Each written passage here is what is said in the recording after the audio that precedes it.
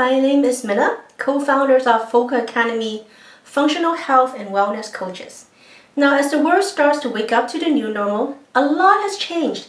So we are also tweaking the focus of our messaging on how to get ahead in this new environment, this new world. We're still focusing on time, health, and relationships, and we're still utilizing the same set of success principles. Now, are you feeling left out?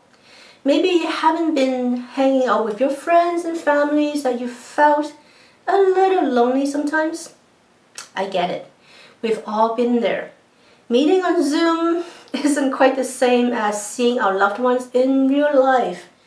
However, are there anybody that was in your life before the pandemic that you said to yourself, thank God you don't have to ever see or talk to that person ever again?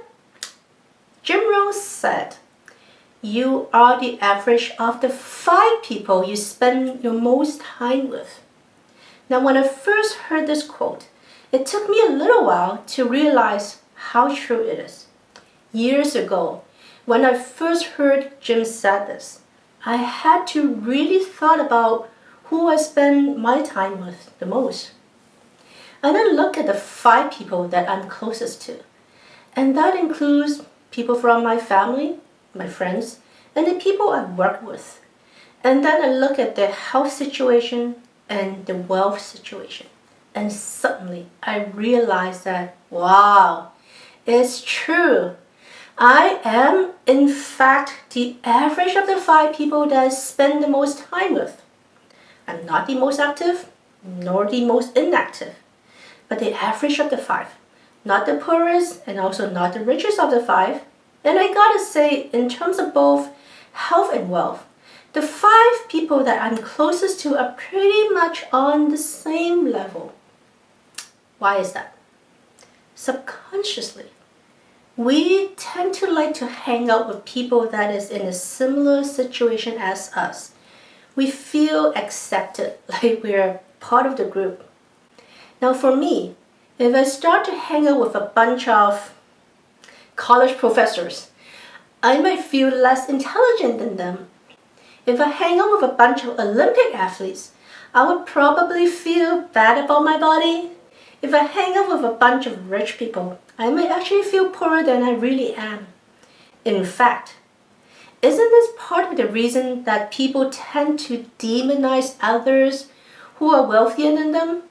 Regardless of how that person attained that wealth, and regardless of how that person utilizes their assets, they tend to get demonized just because they are on a higher level than the average Joe. And this doesn't only apply to health and wealth. It also applies to your perceptions of how the world should be and how you think. I'll give you an example. If you ever talk to a homeless person, they will tell you that the situation is never their fault.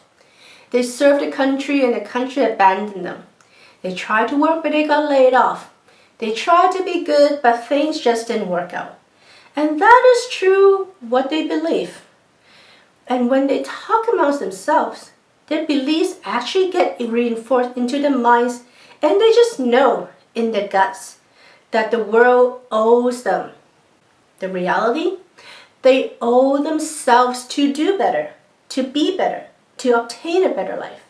By the way, just for giggles, if you happen to be homeless and you're not in California, bag your way to California right now because they are offering the homeless free healthcare and a place to live. California was once the place that attracts the best and the brightest people to move there. Now, they are a hobo magnet. Go figure. But let's just come back and talk about you. The lockdown was a perfect time to actually reset on the people that you spend your time with. If we don't like them now, we don't have to see them anymore. So if what Jim Rohn says is true, and I sure feel like it is, then what does it mean? Now is the time that you can choose who you want to spend your time with. If you want to be more healthy, Go spend your time with people who are in the wellness field. If you want more wealth, go hang out with people who was where you were now, but became wealthier and learn from them. If you're looking to help more people, learn from the people who are already out there helping the people in need. By the way, these people don't even have to be alive. I spend a good chunk of my time listening to audio programs and reading books to learn from the people who I've never had a chance to meet in real life. But there is so much to learn from them. If you're lucky enough to be able to have a mentor that you can talk to, that is awesome. I would have loved to have met Jim Rohn in real life, but unfortunately, that is not a possibility. But his wisdom gets passed on, and I spend my time learning from him. So for you, when you start to define your new normal, you will need people who can support your goals and dreams and help you get to where you want to be. Who you need to spend your time with will depend on where you want to go. So, where do you want to go? Try answering these questions. How healthy do you want to be? How long do you want to live? What kind of sports or exercises do you enjoy doing? How much do you want to have in your bank account? Where do you want to live? What do you want to drive? What do you want to have? Where do you want to travel to?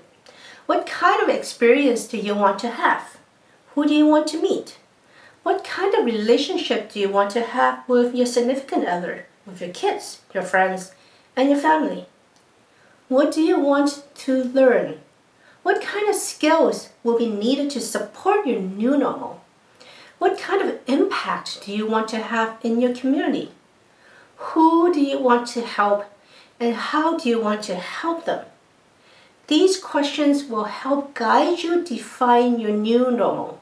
So go ahead and spend some time to think through them, and we'll talk again next time. Until next time, live what you live and live what you love.